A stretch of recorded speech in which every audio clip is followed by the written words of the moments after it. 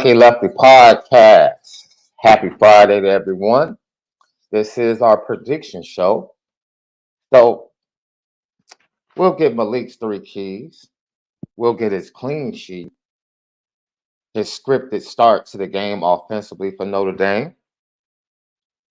We'll talk about scores, some of the CFB, the other games on the CFB schedule. And we might revisit some of the things that the coordinator said during their press conference this week. Brought to you by Onora Whiskey, OnoraWhiskey.com, that premium American whiskey, OnoraWhiskey.com. And if you drink, by all means, make sure you do so. Responsibly. Gotta do it responsibly. CFB Nation, as always, presented by Twisted Tea. Whiskey. Hey, Left, as always, on Fridays, we start out with Malik's three keys to the game, to a dub, brought to you by CFB Nation and Onora Whiskey. Three First, keys. first key of the game is for us to be good on first down. Let's start with no negative yards on first down. I think when you have a great first down, you have a great third down. So our third down conversions will go up once we continue to have positive yards on first down and be in 2nd and 7 instead of 2nd and 12 or 15. That's the first key. So the numbers on that have to be over uh, 75%. We have to have positive yards on first down. We'll have a successful third down because of it. Defensively, I believe that we have to be able to limit the explosive plays. This team has a lot of scrappy, wiry, athletic receivers that can create 5 yard plays into to uh, bigger explosive plays. So we have to be able to limit those by tackling in space. That's something I think is what Jeff Braun wants to attack. So being able to tackle in space and limit the explosive plays defensively, I think is our second key. And then finally, I think special teams has to make an impact. Last week we saw how close the game was because we missed field goals, because we're not confident in our special teams unit to widen the gap when we may not get the touchdowns we need. So being able to have an impact in the special teams game will be my third key. I want to go back to that matchup, Jeff Brom against Al Golden. Al Golden has been successful in properly preparing the Notre Dame defense for offenses. They've seen Jack Plummer as a quarterback 3 consecutive years. They pretty much know how to attack him, what his weaknesses are. What should Al Golden be ready for?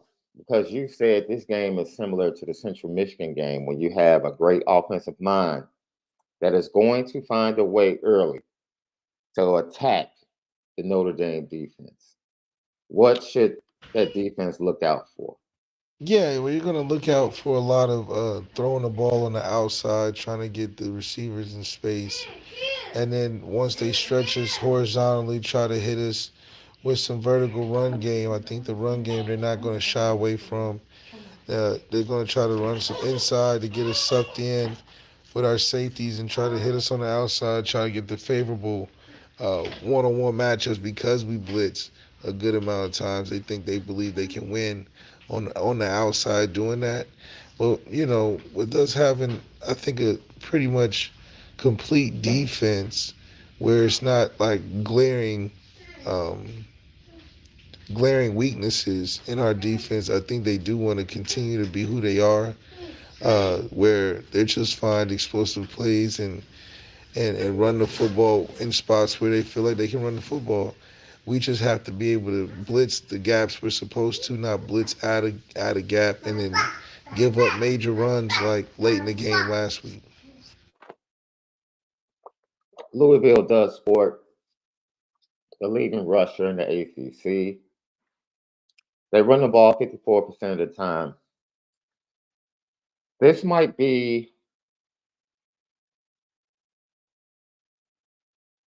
a bigger challenge for Al Golden than Duke was. Is that fair?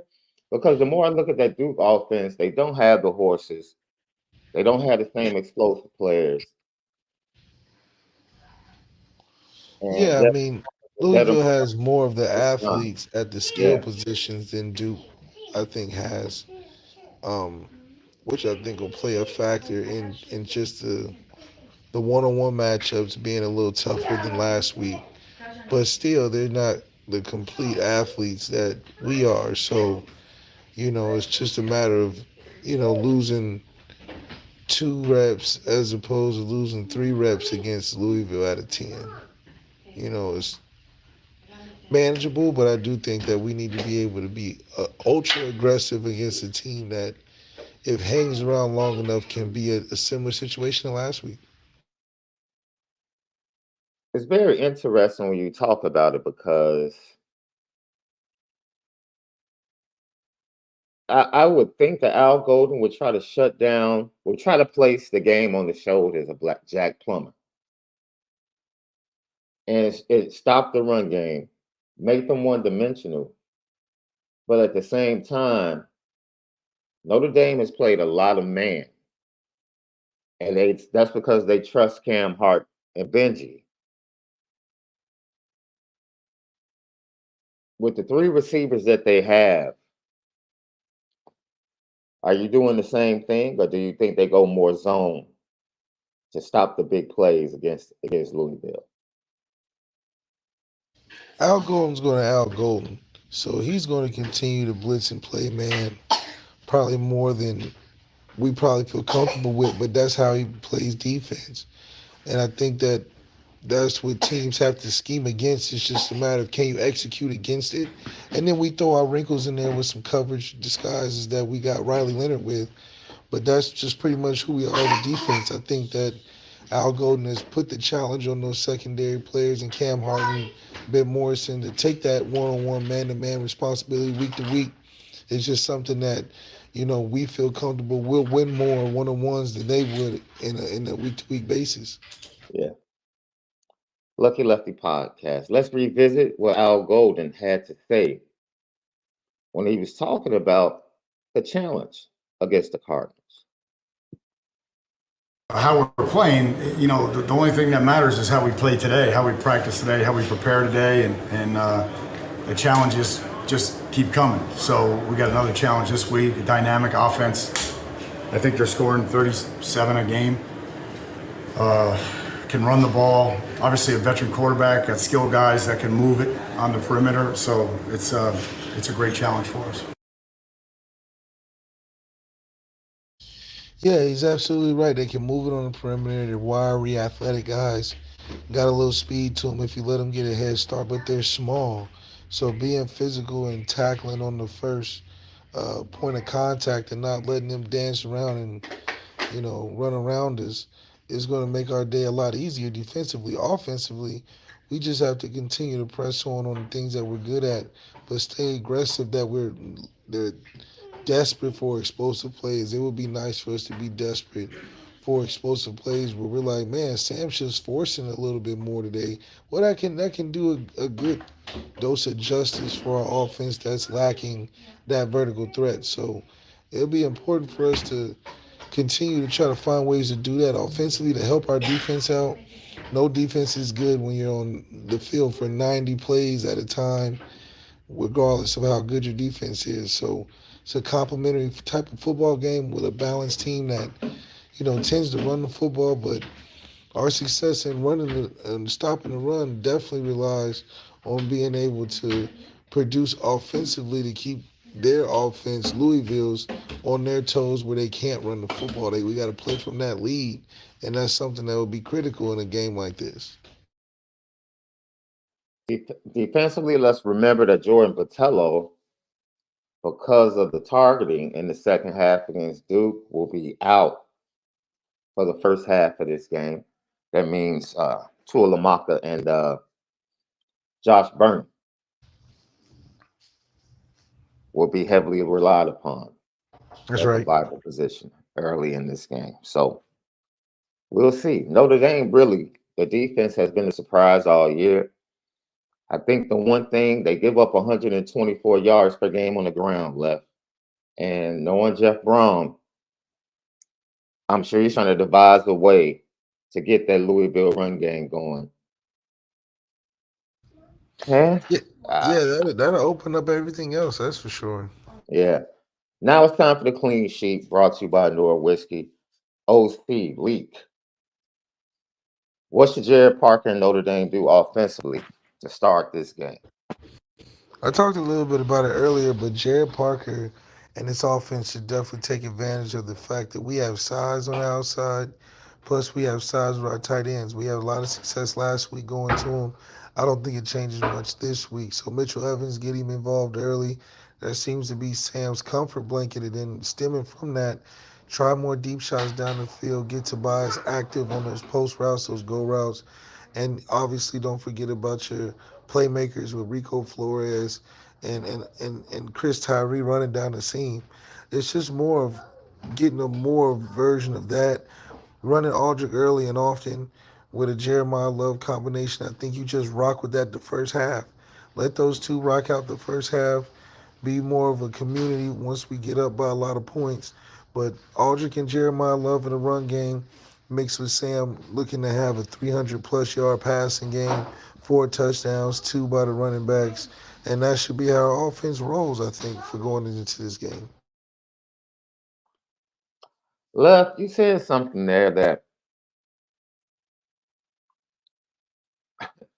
when you have a dude, feed him, right? I'm watching the game last night. Only one wide receiver for the Chicago Bears caught a ball. One. But he had 8 receptions for 233 yards and three touchdowns. It's like there was no need for Justin Fields to throw to anybody else. And the way Mitchell Evans has really been dominating teams, yeah, get him involved early, get him involved often, and then whichever wide receivers want to get open, find them as well. Yeah, Sam should have over 30 attempts this game, in my opinion.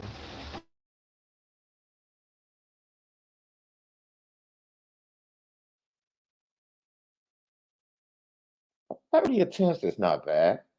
No, over 30 attempts. Like maybe it's like 35, 34. He should have enough to feel as that's a weighted part of the offense for that day. Hmm. Be a Aldrich is a weighted part, but Sam needs to be the leading weighted part of that offense because that's what we're better at. We're better at doing what Louisville is good at.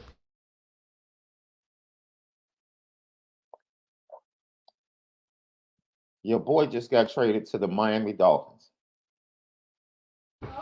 He can't make it there. I don't know where he's gonna make it. You have never lied. I think he might have talked his way out of Chicago. I'm being honest. I think him and his agent. I think he talked his way out of Chicago. Well, I mean, if that's the case, you're smart, man. You definitely landed in a position where you can change the trajectory of your career getting on a team that's hot right now. Like you say, change your life. Change your life. Chase Change your Claypool wants to life. give you beautiful second chances. Yeah, it's very interesting. Jared Parker was very honest about the offensive struggles, and you said this is one of those games where the spotlight is really on him to see how he responds to his struggles, and this is what he had to say about his offense. The first part of your question is yes, it's on me first, 100%. It's not on our players, it's on me. And our staff continue to find ways to be better at everything we do. Like not only when it goes well, but when it maybe doesn't, maybe we have something that happens negatively. Because I think if you start fixing the things only when they go wrong, that's when going very well doesn't last very long. So we look at it always and forever, even when things went really well this season, to make sure we're in the right spots. But for this one, it starts with me. We've got to make sure our process is good. We'll take steps towards making sure we do the right things to help change it so that doesn't happen again this Saturday night. He put it on his shoulders, Left. He said, "It ain't the players, it's me. I got to be better." It's the right thing to say. You don't want to blame your players. I think he's learned what not to say after coming off a game like that. But, it is on him from a certain aspect that he's calling the shots for guys to execute. And if guys aren't executing, you have to say, am I not coaching well enough, or find out why. But these are the plays that I'm sure you guys have been repping leading up to the game, from that week to all summer and spring. So, you know, um, when you look at other offenses, you have to wonder, okay, why can't we run those plays, make it look that easy? Well, that's what every offensive coordinator is trying to emulate, that, you know, easy breezy, beautiful offense style. But there's got to be something that's not clicking, and you got to find it. And I think Jared Parker owns it well enough, but you got to execute as well as owning it. Yep.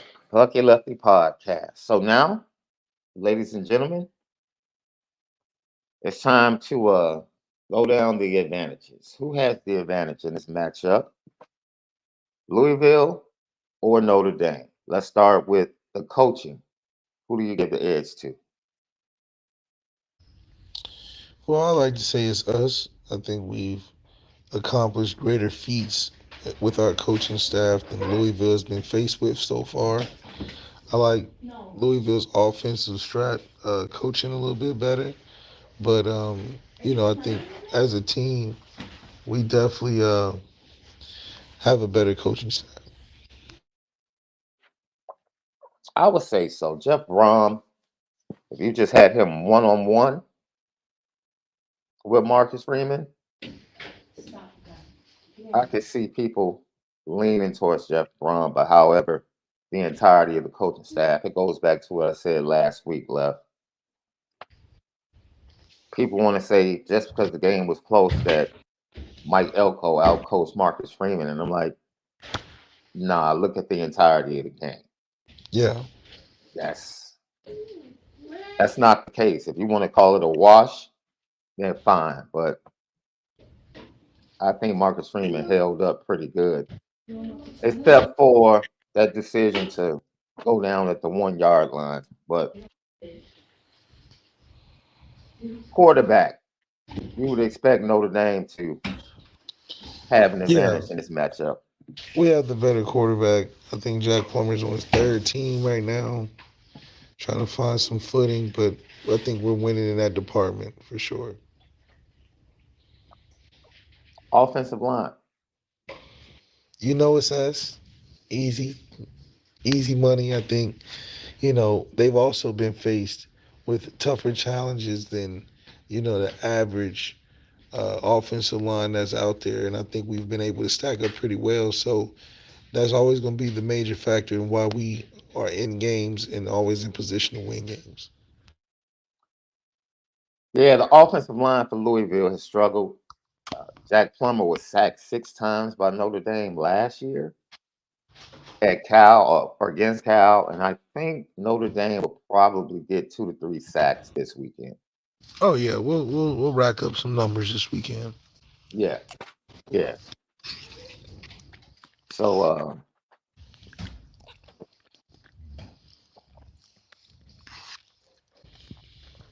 I think it's a lot to be said, but I expect the Notre Dame offensive line to have a much better performance this week than they did last week. I think they got some things on their shoulders and on their minds that they want to show and improve. The wide receiver core, I might lean towards Louisville here, Left. Well, I think it just matters about their production in one game. I think on paper they have smaller, faster athletes. They have like a bunch of poor man Chris Tyrees, but we got variety. And I think that matters, and a different athleticism than I think they have one type of receiver skill type, archetype, where we got different flavors. So I would take us in a vacuum, but I do think they have some talent themselves. Oh boy. Switch over to the defensive line.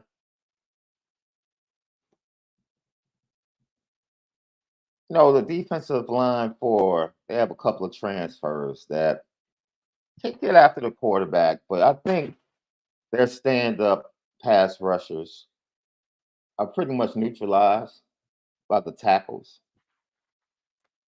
I would like to see Notre Dame really gash them up the middle.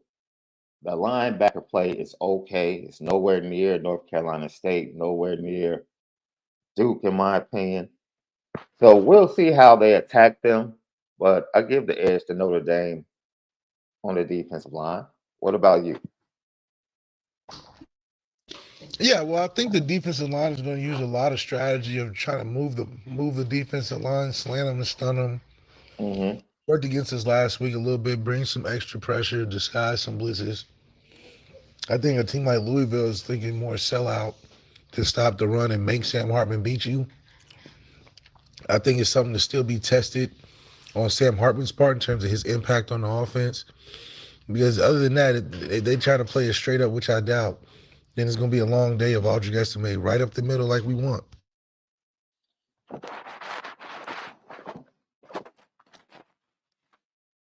Secondary, easily Notre Dame, right?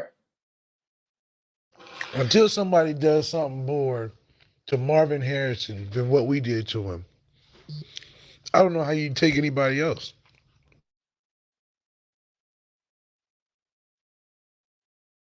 Yeah, yeah.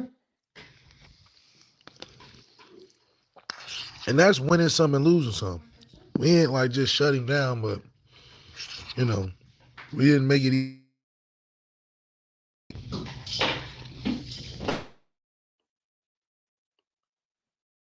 All right, Left. What's your final score, man?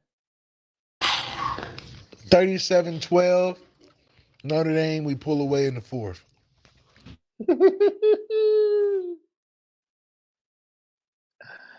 uh,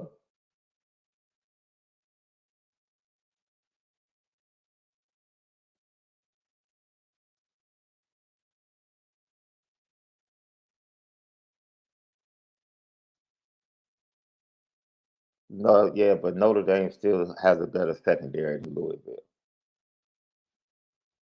Like you know, I don't understand.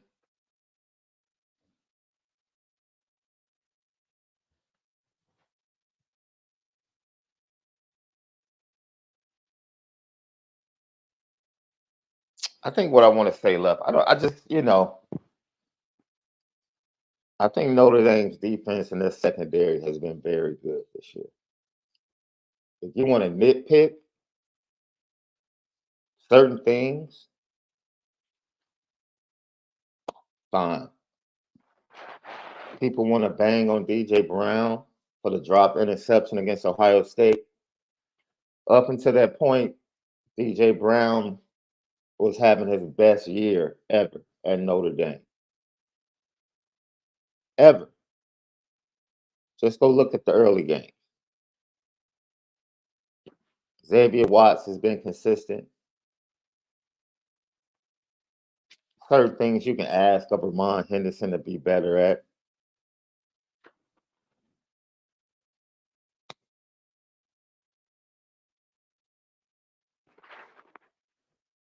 It's like you complain about athleticism and who. Yeah, you're really splitting hairs when it comes to that. We split hairs so much as fans, dude. Like you're Yeah. not an NFL scout, dude, and you're not saying it's nothing new. Yeah. DJ Brown, we've known for 3 years that he Yeah, he is struggles who he in is. space. Yeah. Heck, JD Te'o and all of our linebackers struggle in space. Yeah. And When they we struggle speak to about tackle. struggling in space, we're speaking about younger guys coming in to resolve the issue. Absolutely, We know the guys that we dude. got in there struggle with it. So it's like, do you want us to come on here and keep banging the same drum for 2 years? Like this is not news. It is not. I'm not about to talk about DJ Brown and the lack of his movement that we talked about last year and the year before. He's played much better than he's ever played before this year. Period. Facts. That's it. That's it. We That's getting it. that over an improved player. He's never going to be Kyle Hamilton. And Never. the truth of the matter is, collectively, the secondary has played. Well together. That's it. That's it. I mean, that's just the theme of our D line too. It's like they just play well together. There's no necessary one individual that is the highlight of college football level, like platform. But these guys have played pretty well as a unit, especially to hold teams that are averaging 100 points a game. Like, I think we would hold a Pac-12 team of Washington, Oregon, USC. I think we can hold them to a 28 to a low 30 margin. I believe we can do that as a defensive unit. Absolutely. Absolutely. I would, as much as people want to talk about Ramon Henderson and DJ Brown, heck, Thomas Harper has been the one really being identified by other offenses and taken advantage of. Yeah, he's transferred. Ohio State took advantage of him. Duke took advantage of him. That's why he got benched in the fourth quarter. You know? So, which, honestly, the the spotlight probably needs to be on Chris O'Leary from a coaching standpoint and from a recruiting standpoint, without really trying to go down that path. That's something that needs to be talked about. That's right. That's right. But this is when I, talk about nitpicking.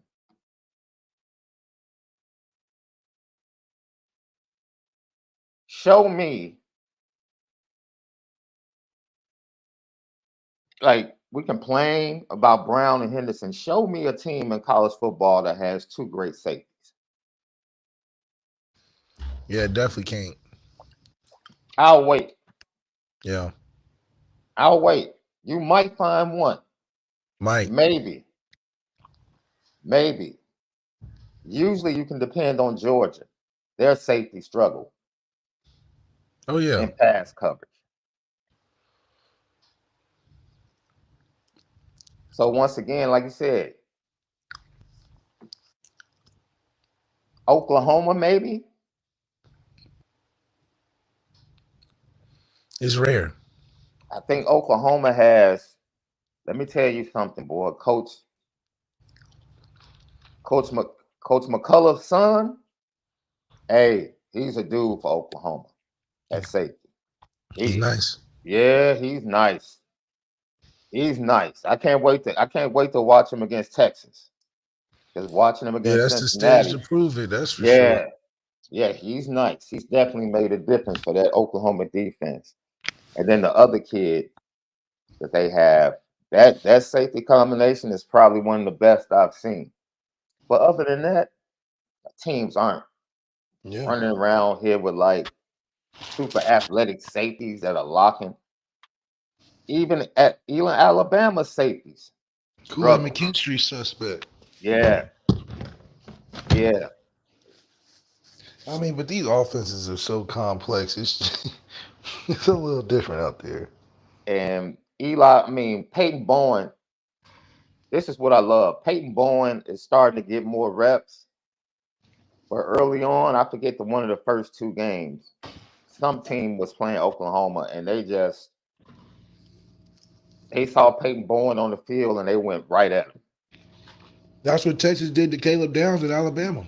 Multiple times. You're right. Texas did the same thing. And people just think it's easy to come in as a true freshman and just, because I got 5 stars, that just means I'm automatically going to translate. That's why I respect coaches that say, dudes are not ready. He's not ready. I mean, Caleb Downs is the reason why Texas scored all them points. Yeah. They got Caleb Downs now as, future whatever. But He didn't start off that way. But what do you expect? He's 18 years old, man. I mean, the man is asking to do a lot.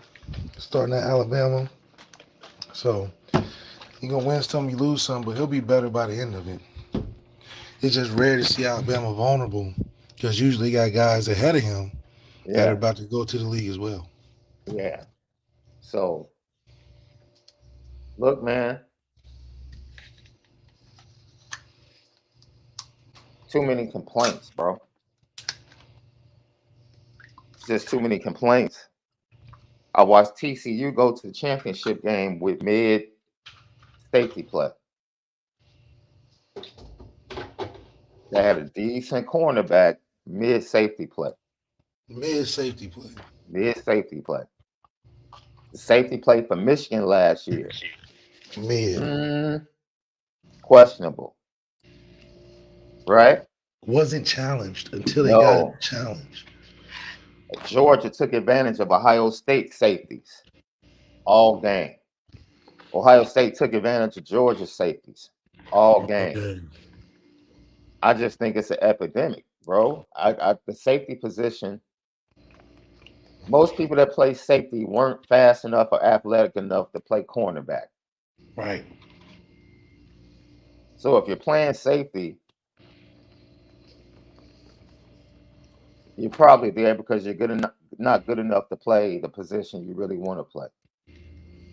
And you starting because you probably can make tackles in the run game. Hopefully you can make tackles. Like the Kyle Hamiltons in the game of college football are far and few between. Think so? Yes. Yeah. But dude, take Malachi Starks for Georgia. Started as a freshman, 5-star impact. Teams attacked him. But Kirby does a great job of scheming. So when they went up against Tennessee, they allowed Malachi to play closer to the line of scrimmage and blitz a lot, and he made a difference in that game. And then they just took the deep ball away from Tennessee, and Hendon Hooker didn't adjust until it was like the fourth quarter. You know? Yeah. But it was Malachi Stark. He's struggling this year in pass coverage. So it's just rare, man. The safety position is one of those positions that when you get one, They're special. it's special. Notre Dame missed out on Xavier and Wonka, right? The kid at Iowa. He was a special teams dude his first year of Iowa. Now he's starting. Now he's starting to be a difference maker. Yeah, safety's a skill you definitely got to develop just because it's so much of a field. And you got to really know what you're doing. You look at the NFL, a guy like Harrison Smith has lasted so long, not because of anything athletically. Harrison Smith, athletically, yeah. But Harrison Smith knows what he's doing. Yeah. And knows how to get there. Yeah. And read plays and communicate. I try to keep my blood pressure down.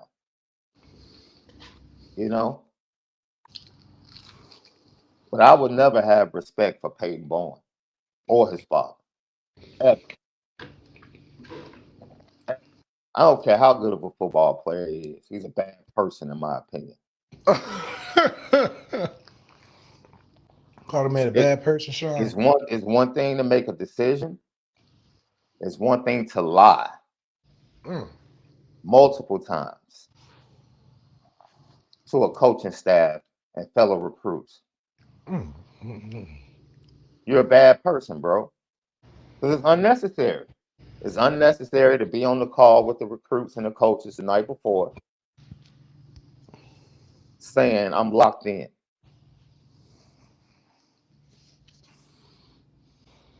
It's wrong to do the same thing the next morning, and then all of a sudden, you just go cold silent. So you're not giving the whole cold feet excuse? I don't I can't. I can't because there to me recruiting is so much different than it was 10 years ago left when the leverage was really given to the schools and the coaches. There's so much leverage given to these kids the way college football has evolved that there's absolutely zero reason to lie as a recruit. Zero.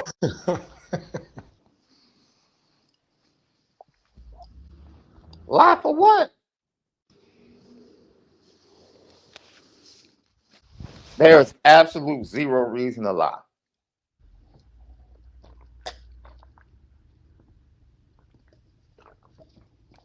Maybe the man had a change of heart, Shaun.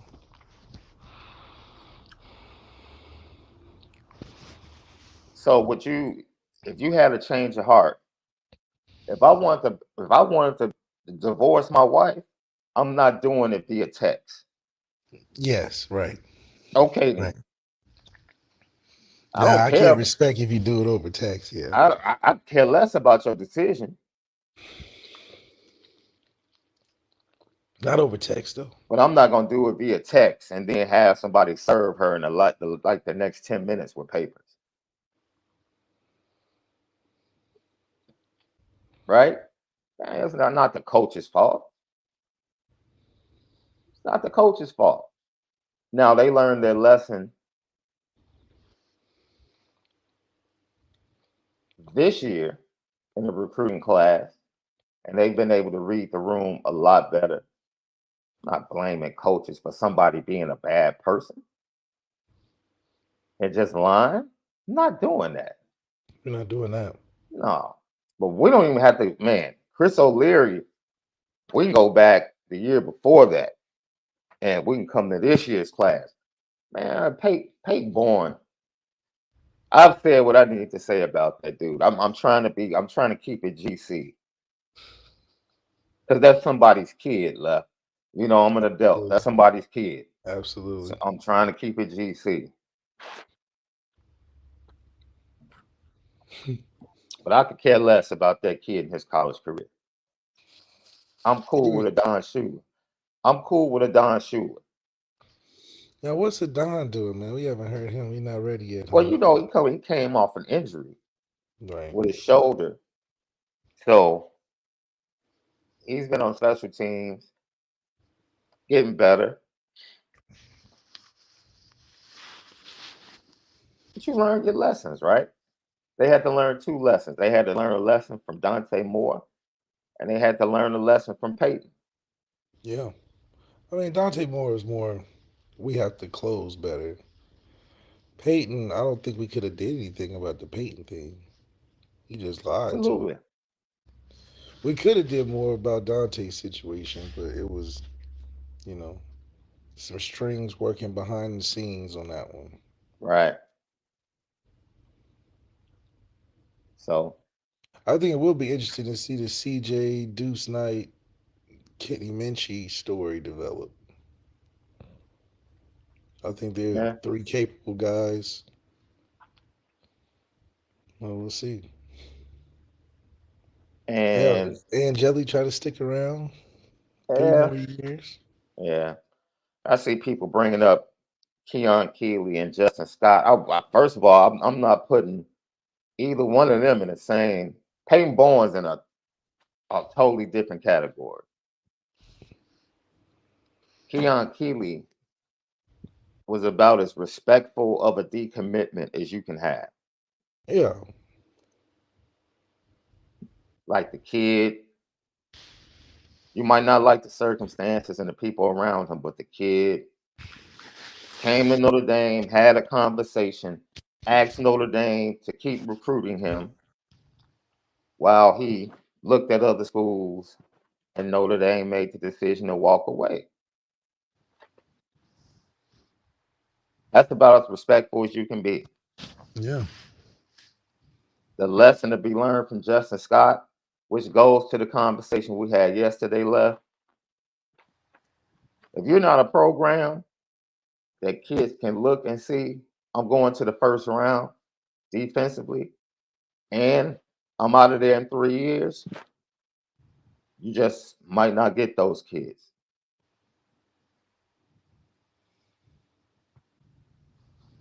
You Yeah, got to change the narrative of your program. that's true. And I think that it's what does Notre Dame want to be? Marcus Freeman is more on the new age of what college football is turning into. Notre Dame wants to dibble and dabble, but not fully commit.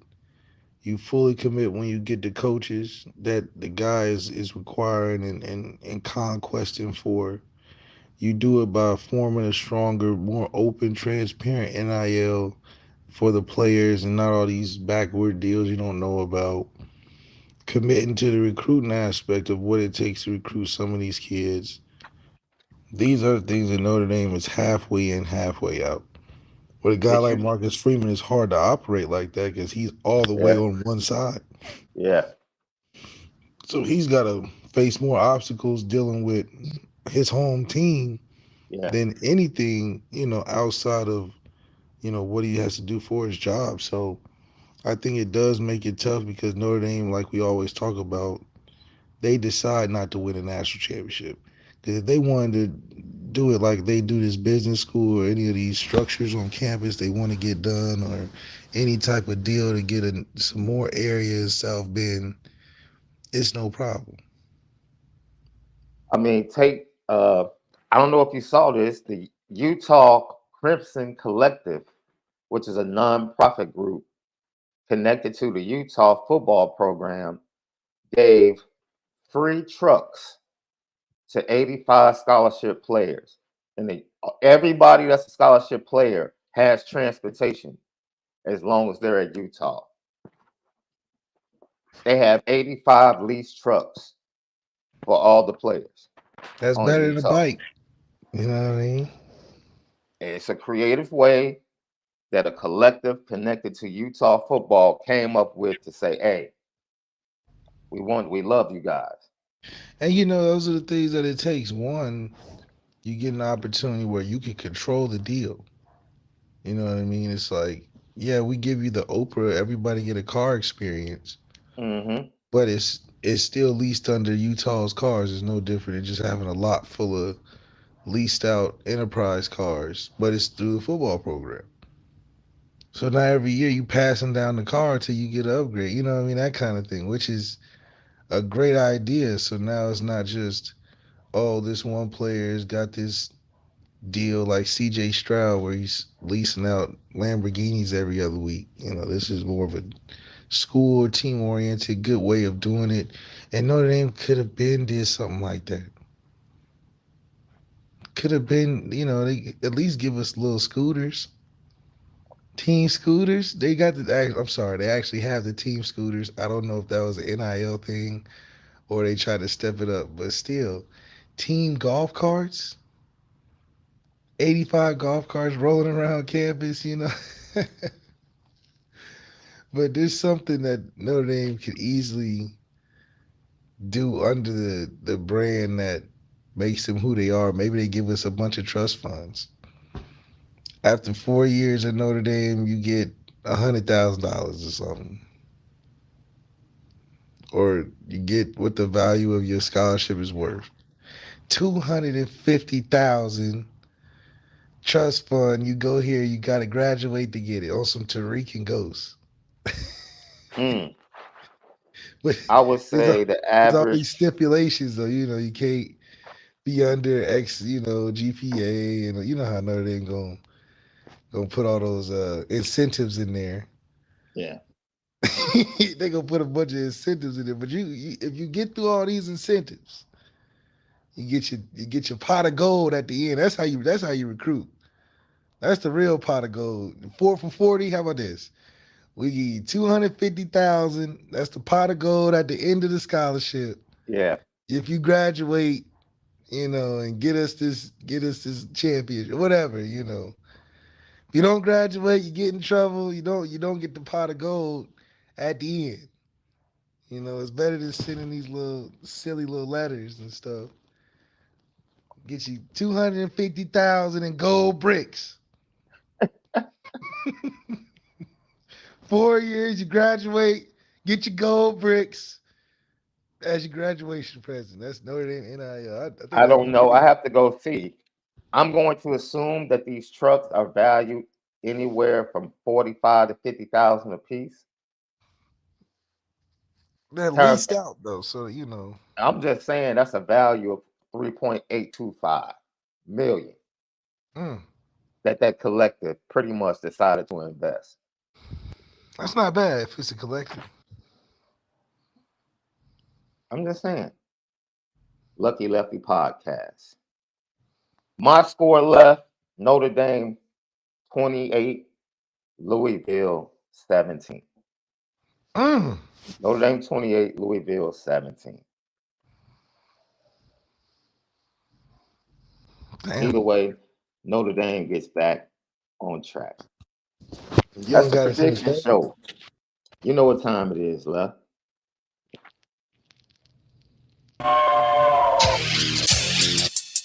Petticoat, petticoat, petticoat junction. It's time to get petty Oh, we did a good job executing. Are you upset with something? and fire up the Petticoat Junction train. I just don't like you. You don't? No. What is today's petty historic Petty Junction?